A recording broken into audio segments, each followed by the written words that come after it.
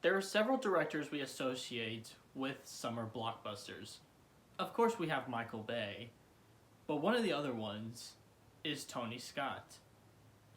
And one film that just shows how good he is with summer blockbusters, Man on Fire, released in 2004. The film stars Denzel Washington as a bodyguard for this family.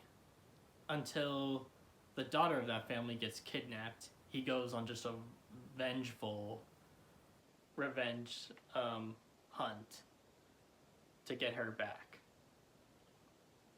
This film fucks. It does.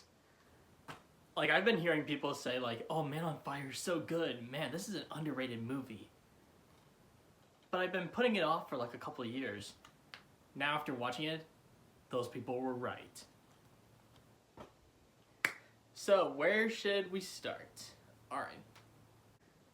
I want to start with this cast because it is just such a stacked cast and a great cast. Denzel Washington. That's it. Denzel Washington. Alright, but he was really great in the role here. I love seeing that more vengeful side of him in so many scenes. And honestly, he'd be a pretty intimidating coach to have. And then Dakota Fanning. She was like 9 or 10 years old around the time of this movie. And it feels like she's not even acting. It's like she's just really her character. Like, young actors have no right to have such amazing performances. It's unbelievable. The moments that just really got me all like kind of here in the heart were the scenes of Washington and Fanning bonding. Like the scene where she says that you're smiling. I was just smiling so much because it's so wholesome. And when he's training her for the swim meet, and when they're talking in the car, and the ending. Washington and Fanning have such fantastic chemistry.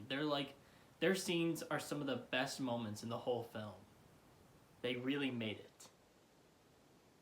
And you also have people like Christopher Walken, who's also really entertaining in this.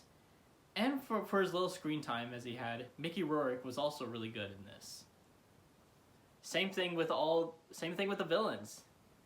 They felt like real kind of normal villains who are put in these kind of situations. I also just love some of the set pieces and the color grading of this movie. I just love the kind of early 2000s action-y type color palettes for some of these films. Like if you look at Man on Fire, this has quite a nice color palette.